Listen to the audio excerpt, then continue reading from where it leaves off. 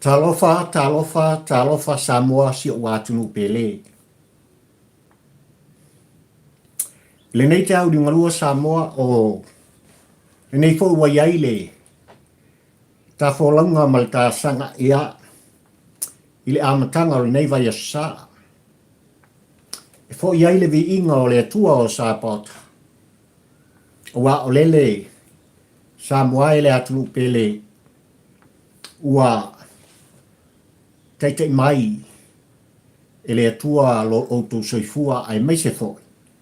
Ia o le ola whatau wa o papali i tampa ua ai le polango. A fia mai a Samoa si o atunu ue.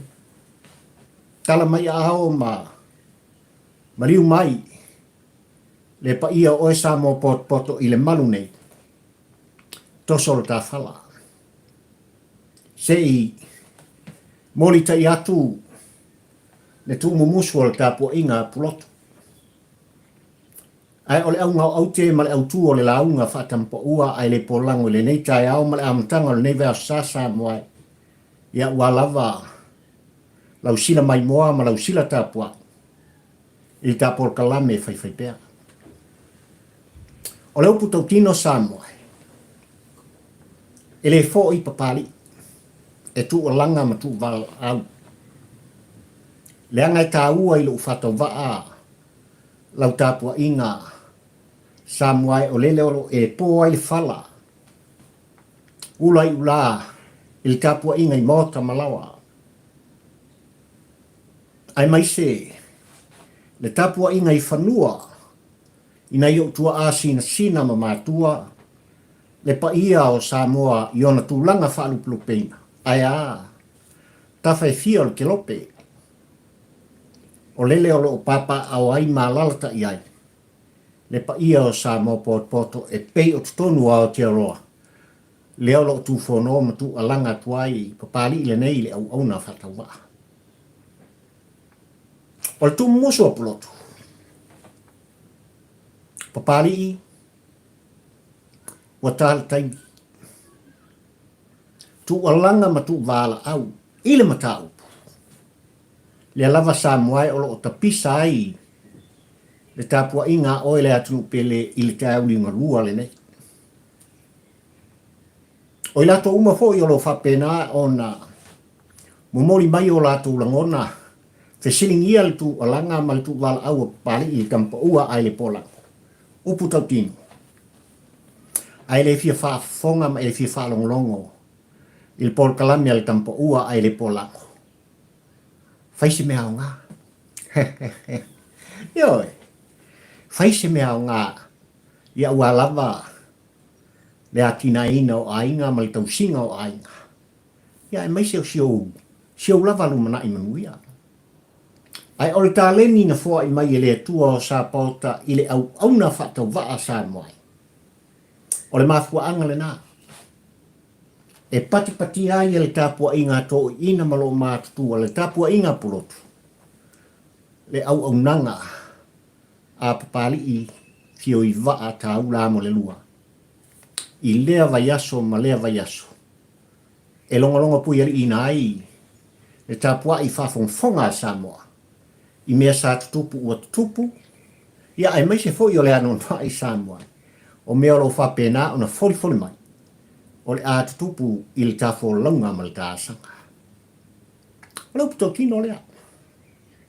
Le foi la Samoa ua mafuai i mei tai au. Tūlanga i pi ona iei tapo le kalame fai pea. Malo le whalau manuia. Malo le pale Samoa. Malo le malanga manuia. Se ua wha malo le tawata i whaafetai tele. I lau tapua inga. A wha mai lau ngau au te male au tuo le launga papari i le tampa ua ai le polango. E anga i tonu. I tūlanga lava e pei ona iei le mata upu. Ua tapisa ai lo tātunu i le tau lunga lua le nei Samoa. Ua le ngata i le maliu fasia o le atari i ai tu au. O le tau pulpule e whao o le maliu male oti. I taitai o le tātunu. Male ano noa i o mea ua tula i mai. Ai mai se lava nutanga nuenga o leo. Ua au tu i ai. mawhauwhaunga whaatampa ua ai le polango I lau tāpua I whawhawhonga I tai au nei. Samuai. Ua Tautino Molioo. E kaunga kāle ngō kaurele al ko inga ne. Ia. Ia, ua tele ina whaai ngoa istangata o mawhiki po o mafuta. Ai ua Tautino. E whetalenga ia Molioo I le pol kalame. Ale fionga ia pulotu. O le tala noa whainga tai mea malo Samoa I le pōna po. Iyo. E elen krusa. Ale whetalenga ia le ale pule rimoni ai afi. O ia tā ua fo'i. O le elen krusa. Ale whaipule o whaleata le tolu. Leo lo tua ia le tau lunga lua le nei. E pei o le moni mau. Me ia soa ina. Mahu ese. Le atali I ai tu au. Ua Tautino I ai Molioo. E iai le len krusa. Ai lanu plu. E lanu moana Samoa. E se le malio. O tūlanga I pei ona iai. Ia le mata upu I le awa tū mani au mai. Ai maise o le tau muli a oe Samoa por poto ma pari I le kampa ua ai le pola. Ai o le tāpua inga apulatu. Sam.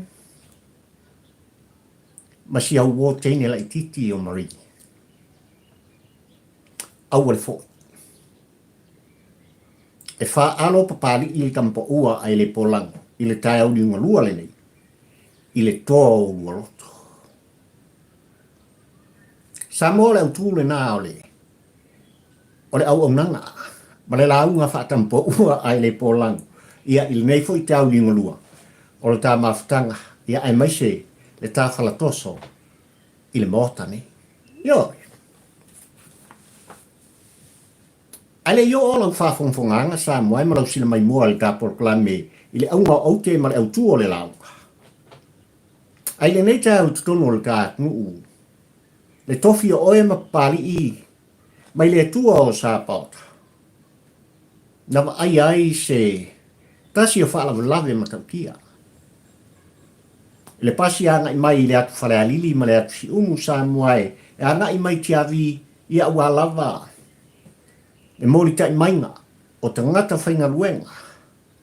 O whanau a onga.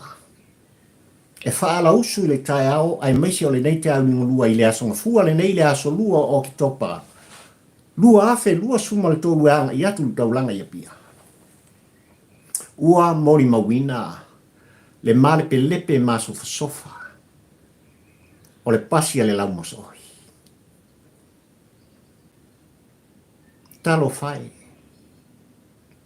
E o mai taimi ua. Tu whono papali I tāpol kalame lau tāpua inga Samoa e. O lo taun whai perso ta inga pe iei nisi ua mau wai le soifua. O le pa ia mane mamalu o le kātu. Ioi. Ai wau manatu lava se I momori ai. Se ave ai ma se tu whono ai mai se fo I o le kātu. Tāpua inga Samoa I tūlanga I pe ona iai. Pasi lau papa nei tutonu o le kātu. Ua le tasi ua tele. Pasi la upasese, pasi la upapa Samoa. Ao o, ina tupu wai wha lave Samoa ma lau tāpua I whawhawhawha. E makua inonga ngā sofa male plepe. I oe le tawhainga malo. Lau o fionga il minstao ngā runga te tele o le atu, ai mese fōi. O tūlanga o ta avale afi o le kātu. Wa te tau ona fua se tapu. Ea. Wa ono sfu tasi tau sanga talu ntuna I mai tātu u Samoa e matuto o tasi. Tātou te le. Tu ua fo I lalo le au nanga I lātou. Sao lato whatino ina pīs nisi o pasi au lava le whemana ngā I ma le whiape inga. O le pa ia ma le mamalu o le kātu. Ai o le saunga le mu. E ao ona fua I eise tapu. E pei ona iai lea whala lave I tau nei Samoa. Ia I le mata matatu, ia ai meise lava o le ano noai. O fōlinga o ata. ua tu ina mai e pa ia mare mamalu o le tātu usao lato mori mawina le nei wha lawe le nei taia ia i to tonu o Samoa. Makaukia. Sara lau solo le pasi. Ea e le ngata le tino ua makua i masofa. Sala lau papa. Ese le mea o tu mai ai. Luma o le pasi i le afi ia mare vaenga e nofo ai le alakapa. E makaukia le koe ngā whala.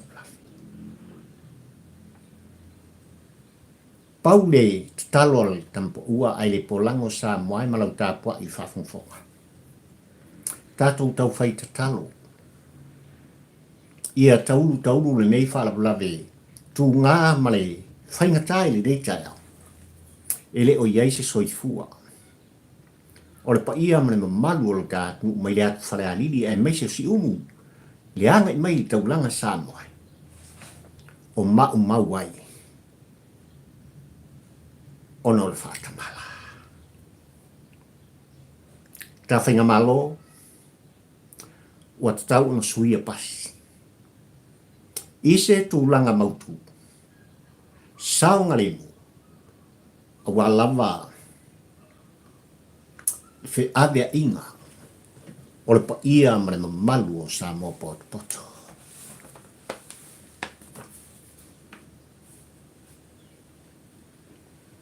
A whamara unga au te male au tua le haunga pari i Samoa.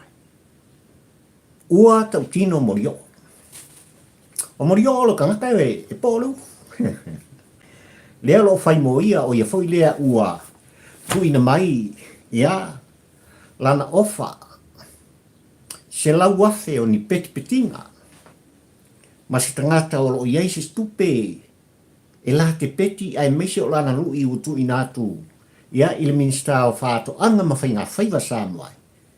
Ona lava le mata upu, o lo lau manu ia li tau ni malua le nei. Whano noa loto.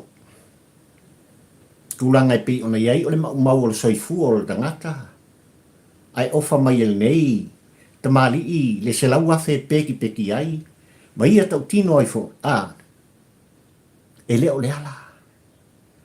E lua se lau pasene lo ngatu nunga i le a fia, le fai pule o whaleata le tolu, i le mata, awane ngalo. Whetalainga i a Molioo o ma le whetalainga i a Leala. E uso a la taitolu, e iei le sotanga, au lawa ni ngalo. O le mafuanga fwili na ua tapisa ai o ia, i tu langa e pe o na tu whono mu tu alanga. Ilona i oenga malona talitonunga, malana morimau. E le a fia, le whetalinga i a Leala, i moni ai afi. I tūlanga i pei ona mawai le soifua o tua. Ia.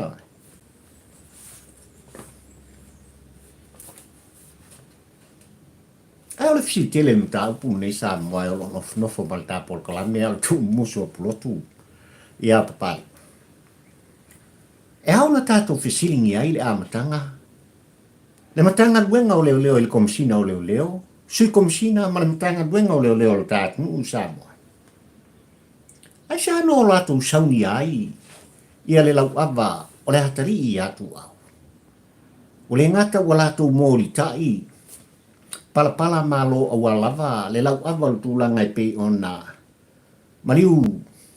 Fasi ai le nei atari i se whalavelave. Tupu whako se i Samoa. Ai ua mori tai foi i mātua ma a inga o tu au le tupe. Ua fia ni whalavelave whapene he tupu tono le tātu. Ai se alutanga luenga o leo no lātou sauni ai le lau ava. Ai mai se foi o le tupe e mori tai le a inga o tu au. O le fisilitele le nā. E ai ni tula fono le matanga luenga o leo, pe iei foi, ni ai ainga.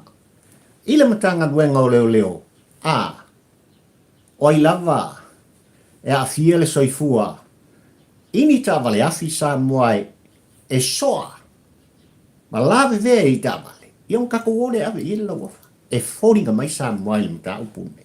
E ese le tā ua le whaafisi. A pulotu lea o whaleo ina pari ili tampa ua ai le pola. Ai sea. O aina whaatino ina. Pala malo. Mole la wafa. A oi fo iona le tu pentu inatu. Ila mtanga duenga o leo. Ila komesina ma leo le tatu usa mwai. O mai ina o mori. E fōringa mai. O le tangata lava sa ia. So aina ilanta vale tu wau. E a ia mene. E lafi mai ai. I tūlanga o na fōringa. Fe alo fai mai ai tūlanga o le mata. Leanga ele whaingo fie leanga sala. Ua tūlai ma le soni ngā tūlafu. E ma mawhatu. I leo lo tua ia i mata upune. Alo sini ngā mkanga runga leo. Kole. Ua fia lani whaalawalawe whapene ua tutupu. Ua ngai ai lo o tau ofisa. Ma le matanga duenga o leo lo tahatu usa mwai. E mori ta i ai ni lau awa mantupe. Ka ku wawa. Le me maria na. O i tūna o lea e turi pea i tūlanga e pe ona iai. Ia le mata upu. I le tae au liunga lua le nei sa mwai. Ua le ngata la i tūlanga e pe ona iai. Le a matanga o le mata upu. Ai o le sua ngā leo lo whaaloto i whale o lo whaia le tae au liunga lua le nei. I leo lo tātu nuu sa mwai. Ua lamun ia o latu ingoa. Leala Tautino e Samuel sua. I lana mori mau Samuel. Suafa o i ato. I le mori mau fo i e Samuel. E a mata mai le sa avea ma komisina o leo. Leo wha mamai. So o mai ma komisina o leo. Leo lo iai te au ingolua le nei. Le sunga. Ia aua pau. Le sui komisina. Ia papari i monalisa. O le faifu spau e suafa i atu pai. O le si foi faifu spau e suafa i ai ele mia sua. Ma nisi samboai. O le au mau alulunga. O le mtanga luenga o leo. Ai le susuenga o lo whanga solo o le mtanga luenga o leo. I suafa wala mu i e samboai. O le fisili. O ai lea i susuea.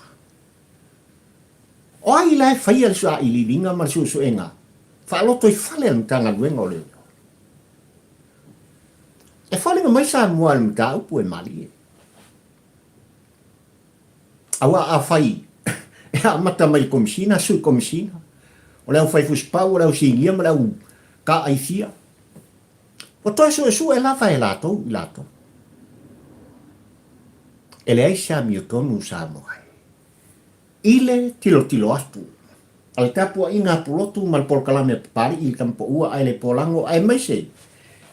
O lau tapua inga samoai. Ine mea ngai kupu le ofisa o leo. O se mea e mali e. Le toi su e lava e i lātou o lo tua ia i lātou. E tātou te fisiringi ai samoai po o feo i ai le tonu ma le ami o tonu. Le sao ma le saonga o mea. Ioi. O le mea mali le nao lo tupu mtau li marua le. Au mea mafu. Upu Tautino. O siota lima lava. E toi pa ia i lo tamata. Ai o le upu Tautino sa moe. Banuang ngana la atu. Awa tātou te anu i matangi. O le mea maria ngā sa ilinga ma susu enga. Antanga luenga leo e pei ona whaala wiloa. E lana fionga, i le komisina o leo le tau ni ngolua le nei. Le sunga iau apa. Longo iti. O leo whaisa i linga. I malu o le tātu, u leo o tā ua. E sa muelu o latu. Ala vea i mangai. La vea ai mal sui komsina ia papali mo ngalisa. Ioi. Mar komsina sa ia mua. O lana winga e fōringa mai sa mua e. O leo ia sa whau. Ia, ma whātau tō ina le vāsong ke ni ola koia le whaia si osana. Ka o kaele maali o le matau. Aua tō te popole. O le tū muso o pulotu ma le tāpua i ngā sa mō poto. La o fionga le komsina o leo le su komsina maa outou umalo a fia outou suafa i le mata upu e. Lava papali. Aua tō te popole. Le nā uanga i atu le sa i linga ma le suesu eka. A leo wha maoni. Te pei ona iai le fina ngalo le tamano. Anga i atu i lana fionga. I le loia sili, ma le official loia sili. Ia whaia le sotenga. Ile taimi vabe sa noa. Au tala noa i tūlanga i pei ona iai. Ia le sa i linga whaaloto i whale anutanga luenga o leo sa noa. E ona tātou fisilingia fōi. Le matanga luenga o leo le tau ni ngolua le ne. Ai sa lava ua lātou to e tūturi au puwai. Mori mauola o mta upu. Ina hiten wa. O le ngakala le soa. Ma. Ai o le kaupule pule e whao o le Molioo. I minista o le tātou. O aisa. Ma hisi atu noa i soni ngātu la fonu. Lele ua whanguki whaakasi tonu o le mta upu. Nei sa. Out of siri na. O wa malua tau sanga no tau pusa mai. Ua mai a mo mori atu. La ngono i la tau na mori mawina no tau pei o Samuelu mais. O whea la o iei mori mau. Whea o iei wha mau mau. Sei tali mai lava. Lau o fionga. I la komisina o leo ma si komisina e mai se. O leo si nia ma leo fai fus pao o tātu atu una tango fia no tā upu i lea matanga. Whea o iei wha mau. Whea o iei tusinga. Whea o iei pepa. Na whao ngā ina e tusi ai. Ma wha upu inai lea vai lenga maia upu sāmoai. Mōri maua i la tōre. Wa susunu. Wa tiai whaila. Po o whea lawa. O le fesilitele le nā. Leanga o leo mai tau atu Samoa i tūlanga. E pei o nā ngai ai. Le ofisa o leo. Se koe kau awa o mai mori mau. So le su ngai. Se leo koe vālea le tapua i ngā Samoa. Upu Tautino. Ua whawhia na tu alanga ma pese papari i li tampa ua ai le polango. A whainga la lau e kuila e par vālea o tangata Samoa. A whainga la lau e la le pule rimoni le vālea o le atunu uma tangata Samoa. Ne ai. O kakapiko siri ngā vālea le kai au ngorua le. A o Samoa poto. Wa iai li tō mai. E popoto i lato. O lo iai le tō whā. Le moi, le whao tau tanga. Ua to funga fo i tonu o lato fina ngalo mo lato loto. Le fina ngalo pa ia o le atua. Out of sitting. Keo iei whamamo. Whai mai tū muso pulotu sa moa e. Ia papari ile au na whatau vai, o ke io e whapena. Lau tapua i whawhongwhonga i le whawhi. E sili pe a tu umori mau. Ai au ona matua i sue loa. I la tau na tau no i ai. Mori mau wola. I le amatanga. Susua po feo ia.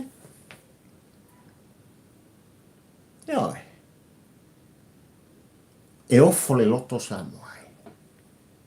Upu Tautino.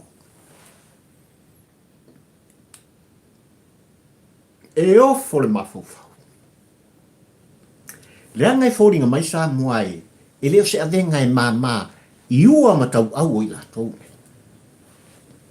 Le te leo le mea ua o latou whaia e wha ufi ufi ai. Le sori ngātu la whono mreanga sala asi tangata e tōtasi.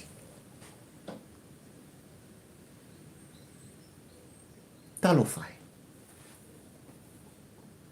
Talo whai le atu. Ua le malu oe mapari i tampa ua ai le polango. I le ngāgu nga whai leo leo. O puto tino. Ua le tasi ua atu lasi. Mea o tūlai mai tonu ole matanga luenga leo leo Samoa. I le ano noa i o mata upu o ngonga. E kei au le lofa i oi. Na tua i e fo inisi o manu le taat nuu. I lo lato wha o ngaina o le aisa.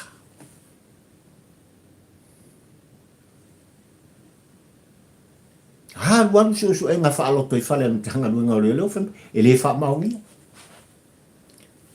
O le fesilitele le na. O lo tau lai pe i ai le tilo. Ma le mata le tampo ua ai le polango ai meisa le tapo inga polotu Samoa ai a oi. I le mea o lo tupu ni tanga luenga. O leo o manu o le atu. E se le makaukia le māualunga o le whaalangilanginga mo le whaalupe lo peinga. Ia, susunga ia i malu o le malo. E malu ai o tātou tata. O leo le atu. A ualta e uli nguluan nei Samoa. Ua lātou tau mwhai e wha malu wa na o se tangata. E a awhia e iai o lātou sotanga. O lātou leo fōi ia i lātou e so tino, so toto, so ngafa. Aia. Ai ua ta toso fe tata ai. Le pa ia o Samoa poto. E le atu ai o Samoa tai tali mai a. Tali mai tu o langa wal tu whono ai mai se. Le tapu inga nofo o lo nuu malo watu. Oi o lo mātou watua. E te mori tai mai le whasino manga i o mātou tangata. Ina ia i mātou le whaia o lo whiangalo. Ngon mea ngā lewa kupu. Ia oi. Ua le solomuli i tangata e fia e tau ave le pepelo. Ua le solomuli fo i tangata ua fia ua ia soli tu la fono. I so se awala whaati apolo. Whaate volo. E pui ai. Lona ia lava saonga le. Ala sila laki. Sila fonga iova. Ia te oe ma pari ili tampo ua ai le polango. Ma le tangata malana o lo fai. Upu Tautino.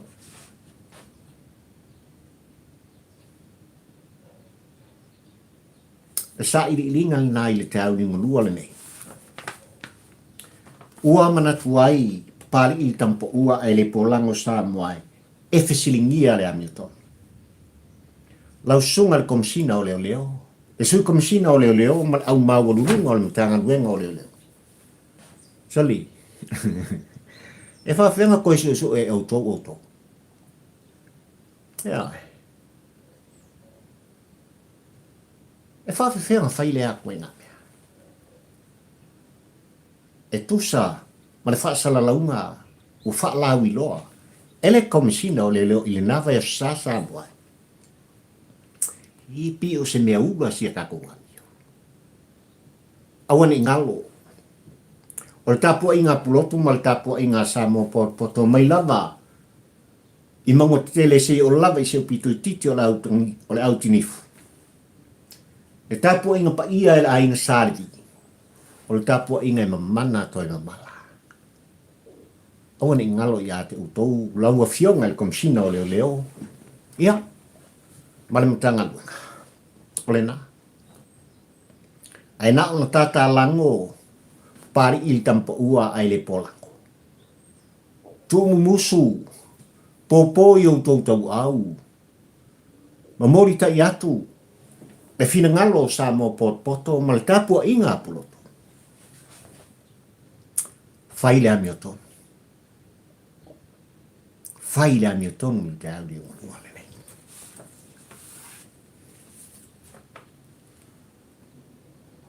Fai mai au tuo le launga pari ili tampa ua ai le polango sa mo. Ua Tautino Molioo. Il por clame il po, ma la fionga ia plot. Ia. Ma kwai kautingo i ngā Molioo. Ia. E ai len cruza alla le pule rimoni. Ai lang monga. Upo Molioo. Samoa. Na o ata. Ina ua whaanga na ina le tangata tau fiufi. Ina ua tautala le tangata ua ngalo ia te ia isi ana whaamtalanga na whai mua mua. O le ale winga o le whaamtalanga. Na tuwhono Molioo o sa moai. Wa le ngata i por kalame ia i le whale o le te volo i singi au sakaria ma le lako por kalame. E leise len cruza al fitalenga ia Leala. E leise len cruza. E le ai sa Leala pule. E o fo ia Molioo e le tang fiang ia sa. Awana i ngalo i le fitalenga ia Molioo. Tunou suafa. Na matua i Tautino. Ea e Isaia i lana viro rua sala lau sa moai. E lei e whaisi au makautia. Na Tautino ai e Isaia na upu na tui natu i le afionga i a fonti ma na ia foi pol kalame le tulisi sa moa. Awak fio le vale le kamana. Kere mal malama i a Molioo.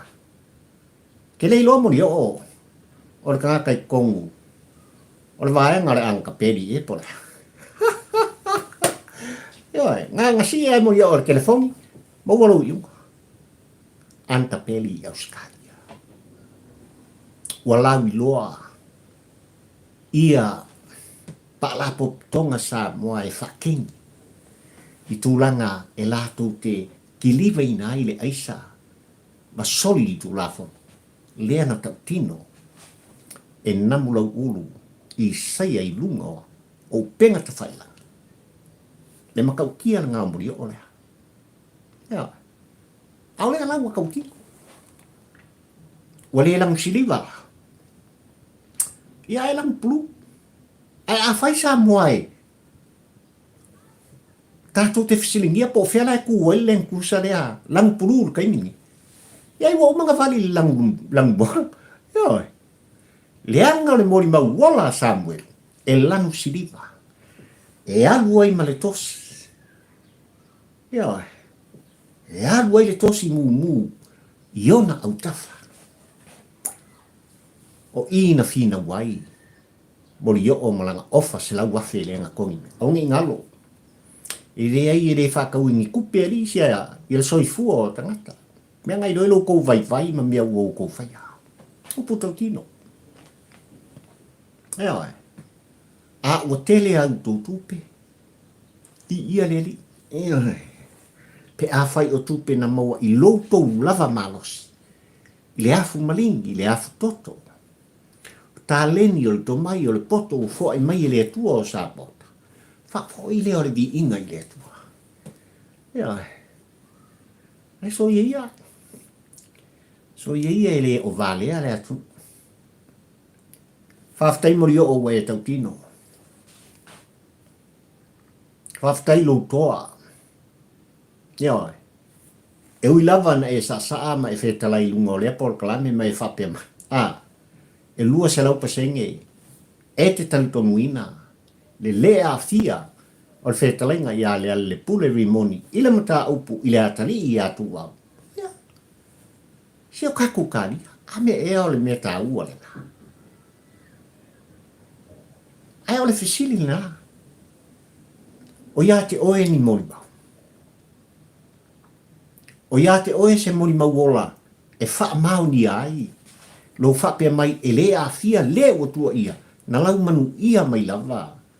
Le suafa le whaipule o whalea le tolu sa moe. Ina ua tupu na ta upule. Na manu ia mai lama taka. Ioi. Lua po talu on tupu le whaarulate. Ai ku alanga loa iken kai. Whai loa ia sa moe le mea o tupu. Le a fia o se whaipule. Ila hiten wa. Muri ane.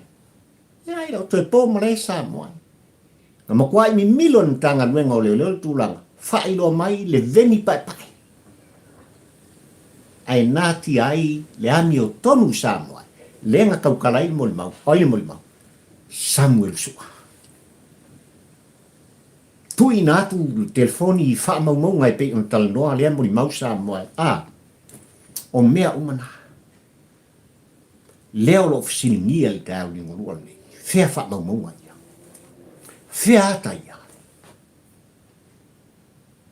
O le fisilikele ngai. E le te tau la ona sue ina. Le mori mau o Samuelu, po o aina. Ai o te tau loa, o nā ngai le sa ili linga ma le sue enga. I tumu wa.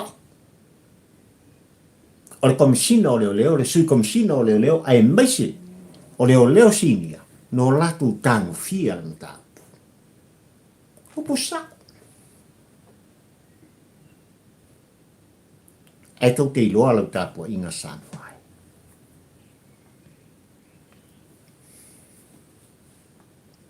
E ese le avi o tama o Samuel. Whawhetai le tenei titi o Marie. Ona ua tu musu pulotu mo le tāpua inga. Soli, o loo iai nisi o whamaumaunga o ata i le taimi ma le tāmane. Lea lava o loo ta pisa i le polkalame i le tae auli o malua le ne.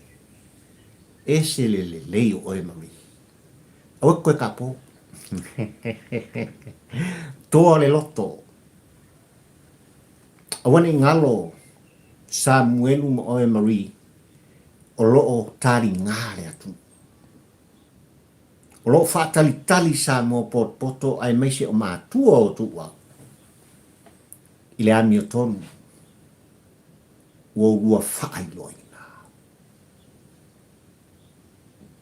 Awale foi. Tau fiofi mamau i le mea na ba ai i ai o lua mata. Whaafetai tele ia te oile atari Samuelu, ma le whairo mai ia pari i le tampo ua ai le pola. O tūranga i pei ona iai. I le ngā oenga i puea ka avane Leala. E se le kengi le leo mori, a ungi o lua koe whia ngā mea. E oi. Whamangalo lesi leisi. Ia. Se uma e le kako ka upolo sa ili mususu e. Ia. Nofo le lei oe Samuel su am siau to lua tausi le lua whanau. Ia. Whamanuia i a Marie. E so ia ki lua ka po whapenga.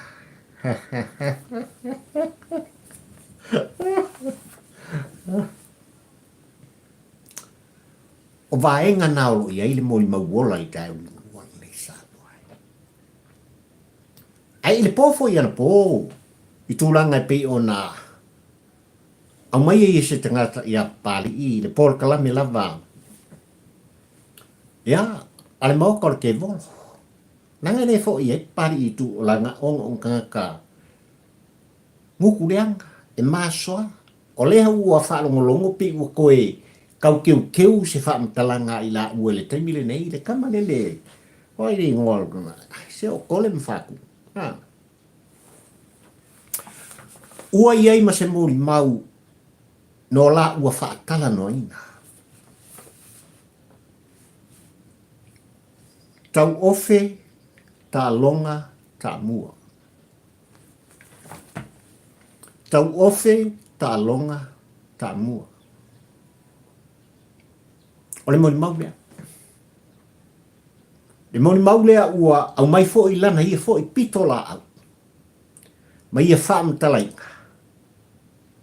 Le moni o le mori mau o Samuel.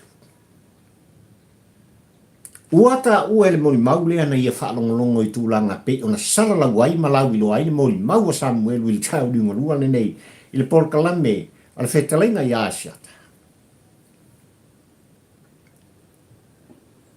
Na umaloa na whaalongo i ai. Wala au mai loa i le whetalainga i Asiata mo sona avanoa. E fia tala noa fo o ia i lana mori mau. Ona e lua i tu al tupe. Ua ta ua le mori mau nei le whaalongolongo pari i tūlanga i pe ona iai le maita watu. E a ngai i a Samuel. O Samuel o le pangata. O Samuel o e pepelo. O Samuel no rato mafuta. O Samuel fo. I le po e pe ona ta ua e Samuel. Sa o lato whaatasi ma Samuel. Wow. Fai mai le moni mau. A tau ofe ta longa Samuel. O tele o tala noa a mea o au. O se hero pipi, po o se sui al hero pipi, po o le whatu tua i le atua Samuel o tas. Ai o te tala noa atu ona o te alofa i a Samuel. O le fisile pari i tampo ua ai le polango le nei mo i mau Samuel. O e fia lau i doa pe o Samuel. E sea ua le abu ai le ofisa o leo mo mori lau mori mau. Fisili umana. O leo e tula i lesi tu o le pere. O e tala no mai mtulanga i le whaalongolongo ma le tau muli ma le mai tau upo al porkalame. A papali i tampo ua ai le polango Samuel. Asole? E kusa le au lua morio. Ora upo Tautino. Upo Tautino. Lei ua upo. Yeah.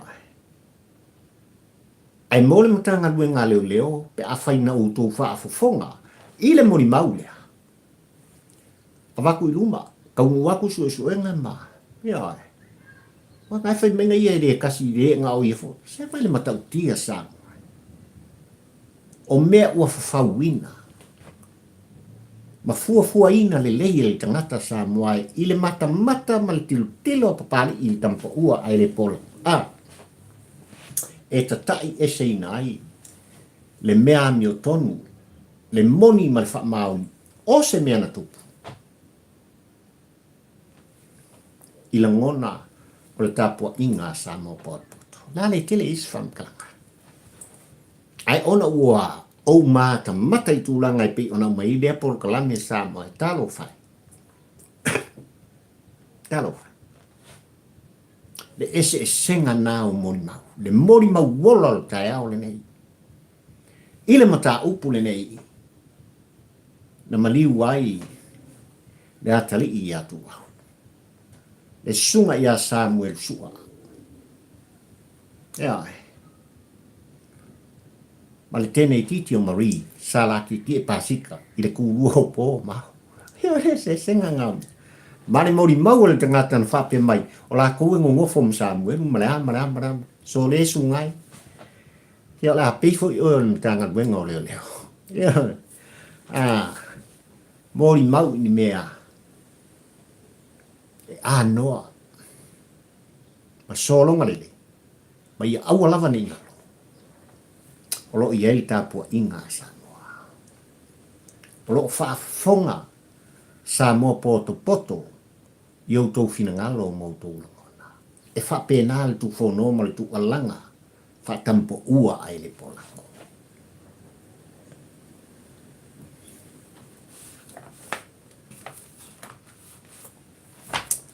Ua Tautino, Molioo o le uso wha tu la whono, o le la le pule rimoni. Le anga uso kai ko urua la uri. Molioo na ia Tautino, ele ai lava o na mata, wa mimiki Leala se aisa pei oia. Fa pena fo i oia. Molioo na ia Tautino, maolo o tu alanga pea, ma ia fa pe mai, ele se lau pasenge, e lua se lau pasenge. Lona talitununga ele a fia le whetalenga i ale ale pule rimo. Ina mata upu wa a fia ili soifua o tu au, ma le tau pule pule. E whao o le Molioo, i min star o tapeneta. Molioo o lava le nei sa boa e nei tu whono ma tu alanga a. Ele aise le inclusa. Ale fionga i le li fai pule.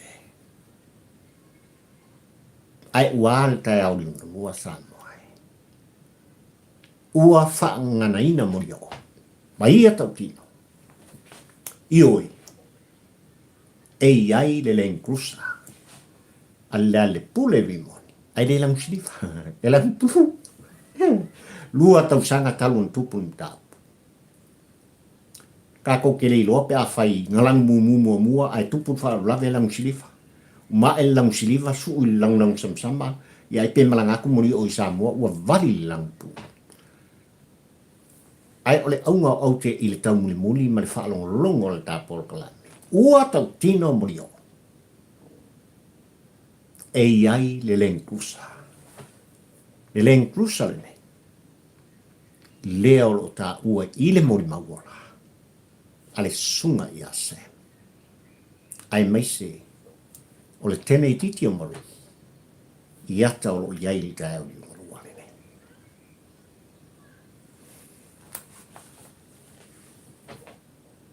O le fili o le tamana mawa.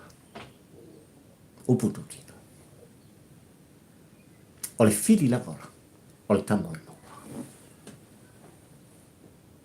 Ai mo lau tāpua inga sa moai se ua tunu pele. Tatou whanau nomi. Tatou tau whai tatalo. Tu mai o tau whitangalo mo tatou loto tu inatu i le atua o sapota.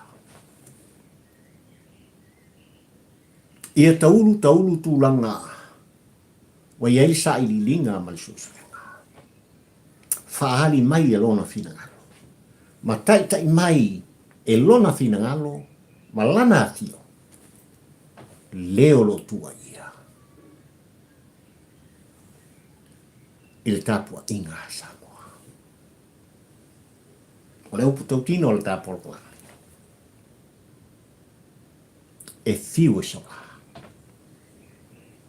E maua lava. E au mai lava. E le atua i luma. Ma wha iloa e le atua i lau tāpua inga Samoa. Folinga. Ole solitu lafana. Le tevolo. Le ti apolo. Le satan. Lea ui e tau mwhai. E sola ese. Mai le onga. Ole mata upu. Ma le whala wilafi. Ua tula i mai ua tapisa ai. Ma le mautonu ai. Le tāpua inga a oe le atu pele. O le tāpua kalame le nasa moai ua amatai ni vea sa. Ai mai se, o le amatanga fo i le nei maasina lona se fulu. O le tausanga duafe lua suma le tō. Aso lua le nei o ki topa. Ia. Momori e tuai le anganga le wha malo le wha aftai o pari i tampo ua ai le polango i lau tāpua i whafonfonga sa moai mai mota malawa wha aftai. Il taliaina o le tufono o le tu alanga. Ale whata uwa. Se tau longo pui al ina i lau tāpua inga. I me ia sa kukupu, ua kukupu mreana ono ai. O mea ua foli mai. O le atu tupu i le lumana. E iele manuia o le atua i ati o e Samoa. Mai lava i maua tele se o lava i se pito i titi o le au tinifu. Pa ia leo whaingano na totofi a le atua ai mai se. Tai o Samoa. Ia iele manuia o le atua. E lo au ainga i tawhaifia o le kilope. Paftai. Whawhitai tele. Wale ngata i autou ao tu wa e. Autou tariaina o pari i autou finangalo o mautou loto e ala i autou ao. Whasa o ilunga whapengi. Ile ta polkala. Ai o la autou tufa. O la autou siaina o le polkala lame papari. O le upu Tautino. Wo o i tulu inga. Male mitanga luenga o leo. Tai o le tātu. Ona o la autou ngāduenga whai male tātou ngāduenga. Whai whatasi. Whawhitai tele. Subscribe i le polkala me papari i le tampa ua ai le polango. Ai mai se le nganga o le whawhitai tele. Ia i lātou wa vema members. Whawhitai atu. I le entu sia le solo e pei on tu whono ai pali. I le astona in se i mwhai atu. I ma whamtala ina lan solo. Whai mai foi. O Samuel. What a big thanks. Whawhitai tele. Whawhitai uso. I lo wanga le lei ma lo walofa. Ma le big whawhitai wa e tutongi nai le nā. Se furu lima tā la. I le porkalame. I le sau ia kia. Upu Tautino. Ia ngā i lava i tutongi. O tūlanga i pei ona whao ngā i nai e papari i le YouTube.